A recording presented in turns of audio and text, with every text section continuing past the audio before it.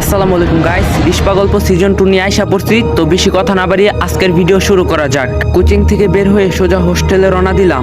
মাত্র 5 মিনিট দূরত্ব, তাই হেলে দুলে হাঁটতে লাগলাম কানে হেডফোন লাগিয়ে। তখন প্রায় সন্ধ্যা ঘনিয়ে এসেছে। হঠাৎ মনে হলো কেউ আমাকে ফলো করছে। ঘুরে পিছনে তাকিয়ে দেখলাম একটা ছেলে কিছুটা দূরে দাঁড়িয়ে আছে।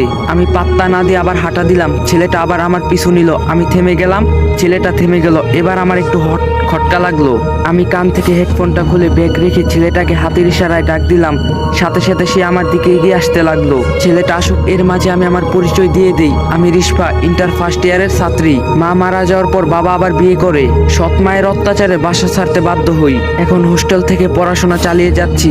বাবা মাঝে মাঝে এসে খোঁজ খবর নিয়ে যায়, টাকা দিয়ে যায়। জীবন নিয়ে আমার কোনো অভিযোগ নেই। আমি চাইলেও নিজের ভাগ্য পরিবর্তন করতে পারবো না। তাই যা হবে তা মেনে নিয়ে সামনে এগিয়ে যাওয়াই বুদ্ধি তার পরিচয়। ছেলেটা আসলো আমার কাছে। আমি জিজ্ঞাসা করলাম, কি সমস্যা, আপনি কি আমাকে ফলো করছেন? ছেলেটা আমতা আমতা করে জবাব দিল, না মানে অনেক দিন ধরে আপনাকে ফলো করছি আমি। খুব ভালো লাগে আপনাকে, কিন্তু কখনো সাহস হয় নাই সামনে আসার।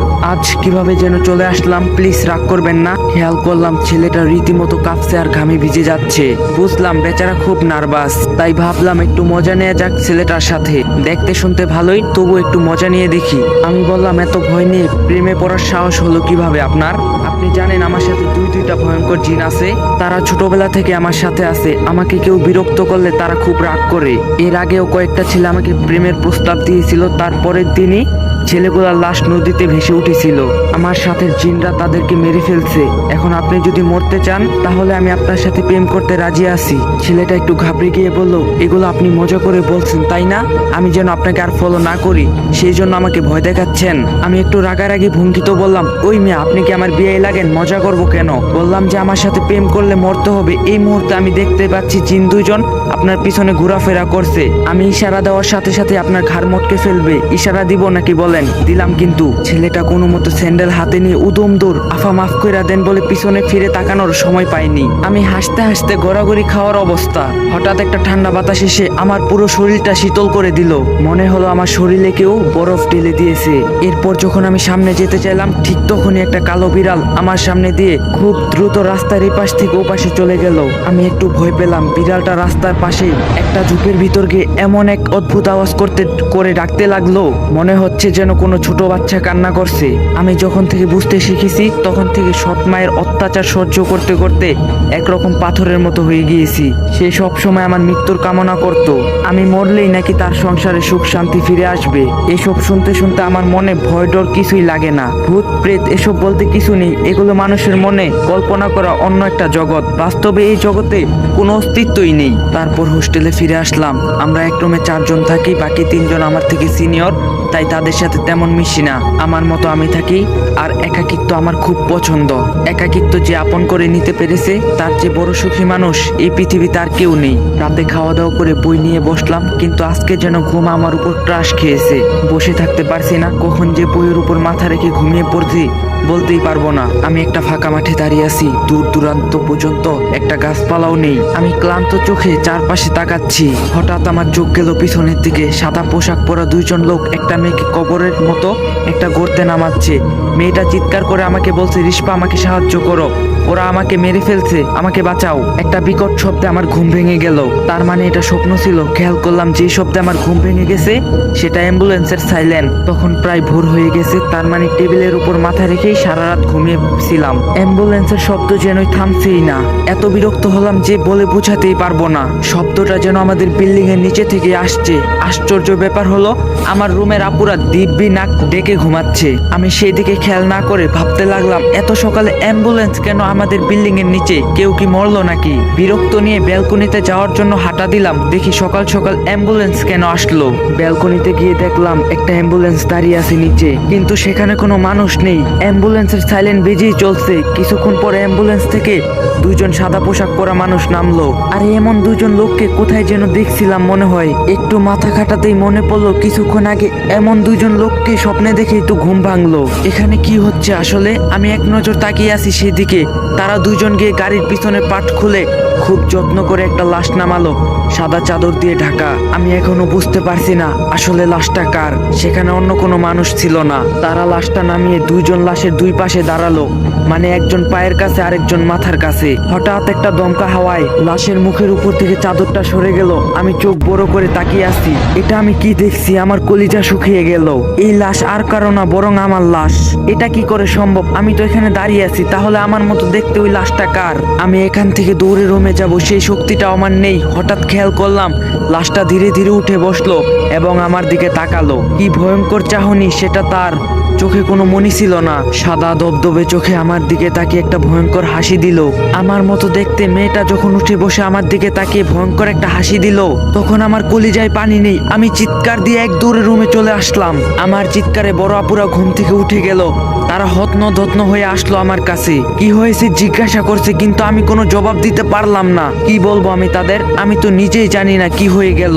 আমি শুধু হাতের ইশারায় কাঁপতে কাঁপতে ব্যালকনির দিকে দেখালাম তাদেরকে। তারা তিনজনই ব্যালকনিতে গিয়ে দেখলো, বলল এখানে তো কিছু নেই। আমি দৌড়ে গিয়ে দেখলাম সত্যি সেখানে কিছু নেই। অ্যাম্বুলেন্স নাই, কোনো মানুষও নাই। তাহলে একটু আগে আমি কি দেখলাম? তাহলে এটা কি আমার মনের ভুল? সারাদিন সকালের ঘটনা নিয়ে ভাবলাম, কিছুই মিলাতে পারছি না। ভয়ের চেয়ে বেশি অবাক হয়েছি। এমনটাও হতে পারে নাকি? সেই দিন আর কোচিং এ গেলাম না।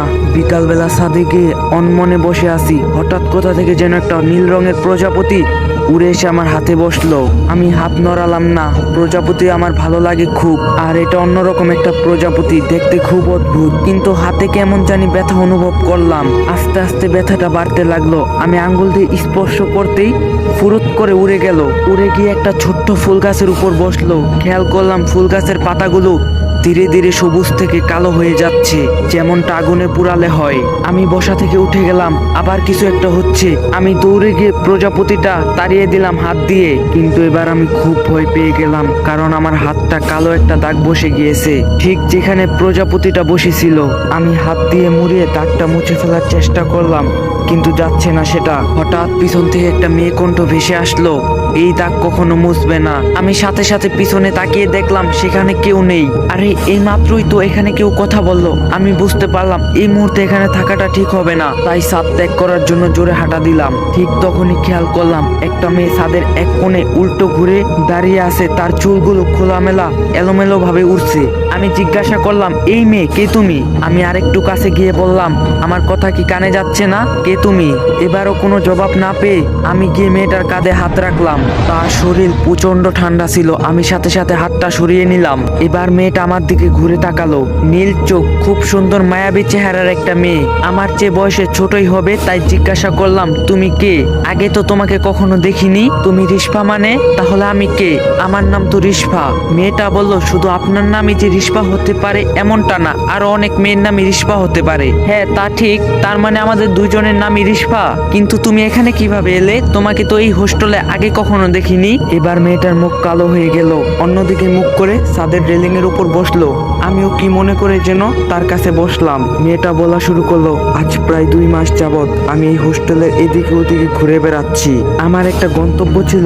আমি মুক্ত হয়ে গিয়েছিলাম একটা কালো অধ্যা থেকে। চলে যাচ্ছিলাম আমার ঠিকানায়, কিন্তু কিভাবে যেন আমি এই হোস্টেলে এসে আটকা পড়ে গেলাম। না আমি এই হোস্টেল থেকে বের হতে পারছি, আর না কারোর সাথে যোগাযোগ করতে পারছি। আমি বললাম, এগুলা কেমন অদ্ভুত কথা? মানে তুমি জানো না কিভাবে এই হোস্টেলে এসে পড়ছো? মজা করছো আমার সাথে? মেয়েটা একটা অদ্ভুত হাসি দিয়ে বলল, মৃত মানুষ কখনো মিথ্যা কথা বলে না। আর আজ থেকে আমি আপনার শরীরে থাকবো। যতদিন আমি মুক্তর পথ খুঁজে না পাই, আপনি আমাকে সহ্য করবেন, করতেই হবে। এবার মেয়েটার মাঝে কেমন একটা অদ্ভুত ভয়ানক অনুভূতি লক্ষ্য করলাম। তবু আমি বললাম, অনেক হয়েছে তোমার এসব ফালতু কথা। কোথা থেকে এসেছো সত্যি করে বলো, না হলে আমি সুপারভাইজারকে জানাবো। মেয়েটা বলল, আপনি আমার কথা বিশ্বাস করেননি তাই না? তাহলে দেখেন। এই বলে মেয়েটা ছাদের রেলিং থেকে কাত হয়ে নিজেকে ফেলে দিল। আমি ধরতে গিয়ে পারলাম না, মনে হলো যেন সে একটা আলো আমার হাত ভেদ করে পড়ে গেল। আমি স্পষ্ট দেখতে পেলাম তার নিথর দেহটা নিচে পড়ে আছে। আমি চিৎকার করে ঠিক নিচে যাওয়ার জন্য উল্টো ঘুরলাম। ঠিক তখনই দেখলাম মেয়েটা ঠিক আমার পিছনে দাঁড়িয়ে আছে মলিন মুখে। আমি যেন কারেন্টের শক খাওয়ার মতো কেঁপে উঠলাম। যে মানুষটা আমার চোখের সামনে ছাদ থেকে পড়ে গেল সে মানুষটা আমার সামনে আবার কিভাবে এলো? আমি আবার নিচে তাকিয়ে দেখলাম সেখানে মেয়েটার দেহ পড়েছিল। এমনকি নিচ দিয়ে কত মানুষ হাঁটাচলা করছে, তারা কেউ এটা নিয়ে কিছুই করছে না। তার মানে মেয়েটা যা বলছে সত্যি বলছে, সে মানুষ না কেন? মেয়েটা এখানে আমার সামনে ঠায় দাঁড়িয়ে আছে। আমি ভীত দেখে মেয়েটা বলল, আপনি ভয় পাবেন না, আমি আপনার কোনো ক্ষতি করব না। আমি তখন প্রজাপতি হয়ে বসে আপনার হাতে আমার চিহ্ন এঁকে দিয়েছি, আপনি চাইলেও আমার থেকে দূরে থাকতে পারবেন না। আমি কাঁপা কাঁপা গলায় বললাম, সকালবেলা অ্যাম্বুলেন্সের ঘটনাটা কি তুমি ঘটিয়েছিলে? হ্যাঁ আপু, আমি করেছিলাম, কারণ আমি আপনার শরীর বেছে নিয়েছি। আপনাকে আরো ভয়ঙ্কর কিছুর সম্মুখীন হতে হবে আমার জন্য, তাই অভ্যস্ত হয়ে যান এসব বিষয়ে। আমি বললাম, আচ্ছা আমার কাছে তুমি কি চাও? কেন আমার শরীরটা বেছে নিলে? শুধুমাত্র নামের মিল থাকায় নাকি অন্য কোনো কারণ আছে? আস্তে আস্তে সব জানতে পারবেন আপু। এখন আমি যা বলি তাই করবেন, আর এসব বিষয় কারোর সাথে শেয়ার করবেন না, তাহলে আপনার ক্ষতি করতে আমার কোনো মায়া লাগবে না। আমি খুব ভয় পেয়ে গেলাম। ঠিক আছে, কাউকে বলবো না এসব। আমাকে কি করতে হবে বলো? আর তোমার কাজ শেষ হয়ে গেলে তো আমাকে ছেড়ে দিবে, তাই না? হ্যাঁ, আমার কাজ হয়ে গেলে আর কখনো আপনাকে বিরক্ত করব না।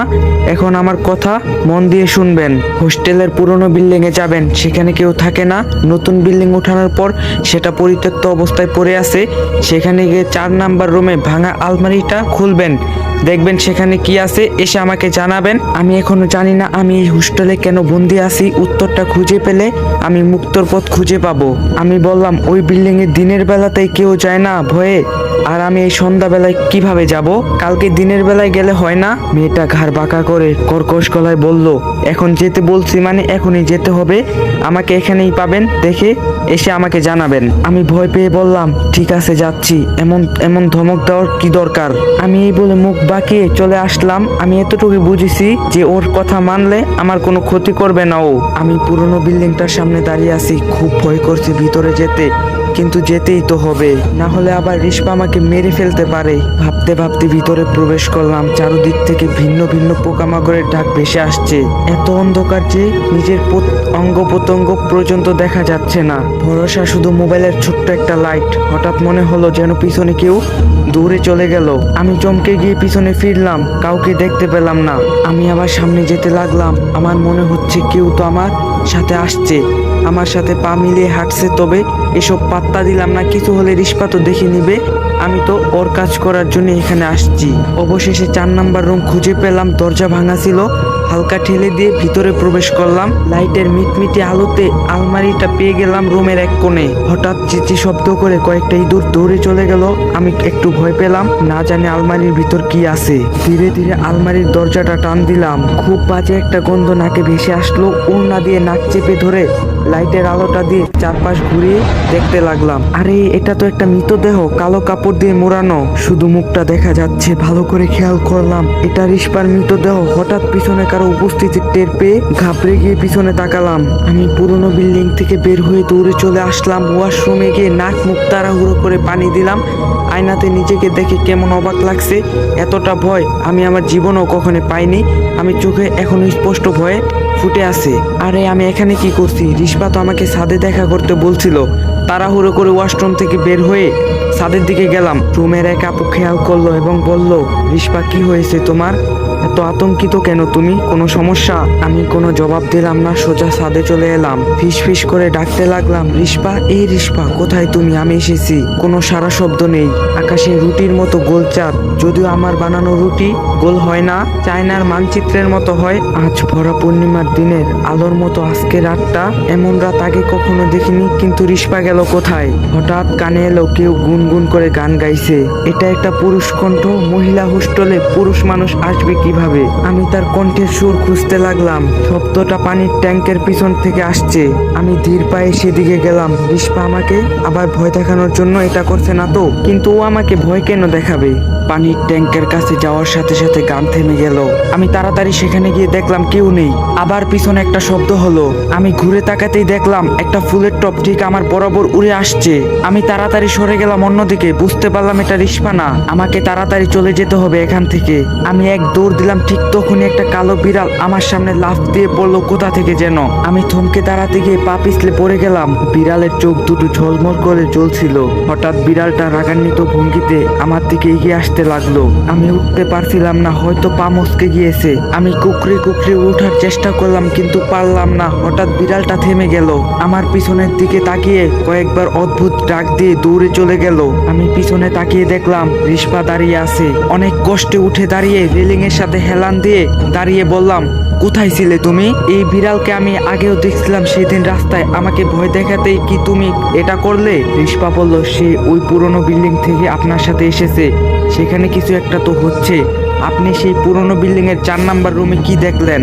আমি সেখানে তোমার মৃতদেহ দেখছি, আলমারির ভিতর কালো কাপড় দিয়ে মোড়ানো, তোমার চোখ দুটো খোলা ছিল। রিস্পা অনেকটা অবাক হয়ে বলল, আমি যা ভাবছিলাম তাই হলো। কেউ কবর থেকে আমার মৃতদেহ উঠিয়ে নিয়ে এসেছে এই হোস্টেলে, এই জন্যই আমি এখানে আটকা পড়ে গিয়েছি। যে এটা করেছে সে চায় না আমি মুক্তি পাই, আর এই জন্যই আমি পুরনো বিল্ডিং এ ঢুকতে পারি না। যেহেতু সেখানে আমার শরীর আছে, অবশ্যই সেখানে অন্য কেউ আছে আমাকে পাহারা দেওয়ার জন্য। আপনি কি তার মুখোমুখি হয়েছিলেন? সে আপনাকে আসতে দিল? রিস্পাকে বললাম, হ্যাঁ তুমি ঠিক ধরছো, সেখানে কেউ ছিল। আমি যখন তোমার মৃতদেহ আবিষ্কার করলাম আলমারিতে, তখন পিছনে কারো উপস্থিতি টের পেলাম। আমি সাথে সাথে পিছনে ফিরলাম এবং দেখলাম একটা ছেলে লাল চক্ষু নিয়ে আমার দিকে তাকিয়ে আছে। অন্ধকারেও তার চোখগুলো আগুনের মতো জ্বলছিল। আমি অনেকটা ভয় পেয়ে মূর্তির মতো দাঁড়িয়েছিলাম। আমি তাকে কিছু বলবো সেটারও শক্তি ছিল না। ছেলেটা কর্কশ কণ্ঠে বলল, এখানে কেন এসেছিস? মরতে চাস তুই? আমি কাঁপা কাঁপাই গলায় বললাম, এখানে ঘুরতে ঘুরতে এই রুমে ঢুকে গিয়েছি, আমাকে ক্ষমা করে দিন, আমি চলে যাচ্ছি এখনই, আর কোনোদিন এখানে আসবো না, আর এখানে যা দেখছি তা কাউকে বলবো না। তারপর ছেলেটা বলল, চলে যা এখান থেকে, পিছনে ফিরে তাকাবি না, আর কেউ যদি এই বিষয়ে জানে তাহলে তোকে মেরে ফেলবো আমি। তারপর আমি তাকে পাশ কাটিয়ে উল্টে পল্টে দৌড়ে চলে আসছি। সে চাইলে তো আমাকে মেরে ফেলতে পারতো, কিন্তু মারেনি। রিস্পা সব শুনে বলল, ছেলেটা দেখতে কেমন ছিল তার একটু বর্ণনা দেন আমাকে। অন্ধকারে তেমন কিছু দেখতে পাইনি, তবে মোবাইলের লাইটে যা দেখেছি তা হলো ছেলেটার চুল বড় ছিল, গলায় একটা কাটা দাগ ছিল, মনে হচ্ছিল যেন কেউ ওর গলা কেটে ফেলছে। রিস্পা একটু চিন্তিত হয়ে হাঁটতে হাঁটতে একটা ফুলে হাত বুলাতে বুলাতে বলল, এটা আবির ছিল, গালিব স্যারের বন্ধু। তার মানে কি আবির এসব কিছুর পিছনে? আবির কেন এমনটা করতে যাবে? সেও তো আমার সাথে মুক্ত হতে চেয়েছিল। রিস্পা এক ঝটকায় আমার সামনে এসে বলল, আপনি আগামীকাল আবার ওই বিল্ডিং এ যাবেন। যেহেতু আপনাকে মারেনি, তার মানে আপনাকে মারবে না, ভয় দেখাবে। কি বলছে এসব? কোন রকম জান নিয়ে দৌড়ে পালিয়ে আসছি, আবার গেলে সে আমাকে ছাড়বে না। আর কে এই আবির? সে তোমার মৃতদেহ পাহারা দিচ্ছে কেন? রিস্পা বলল, আপনাকে আবার যেতেই হবে, বলছি যেতেই হবে। আবিরকে আমি মেরেছিলাম, আর সে এখানে কি করছে? আমার মৃতদেহ এখানে কেন?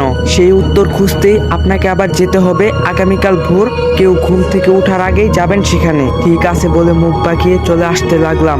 তখনই মনে পড়লো আমার তো পা মচকে গিয়েছে, তাই ব্যথার চেয়ে একটু বেশি অভিনয় করে আবার পড়ে গেলাম ঠাস করে। রিস্পাকে বললাম, আমার তো পায়ে ব্যথা, একদম হাঁটতে পারছি না, কালকে মনে হয় যেতে পারবো না। রিস্পা আমার কাছে এসে পা ধরে ঝটকা টান মারলো। আমার মনে হলো যেন পা ছিঁড়ে গিয়েছে। আমি মুখ চেপে ধরে কান্না করতে লাগলাম। রিস্পা বলল, এত অভিনয় করার দরকার নেই, পা ঠিক হয়ে গেছে। আমি পা নাড়িয়ে চাড়িয়ে দেখলাম কোনো ব্যথা নেই। ঠাস করে দাঁড়িয়ে বললাম, ঠিক আছে তাহলে কাল সকালে যাচ্ছি, আমাকে সে মেরে ফেললে তোমার খবর আছে। এই বলে চলে আসলাম রুমে। রাত প্রায় 12টা, তখন রুমে সবাই ঘুমিয়ে আছে।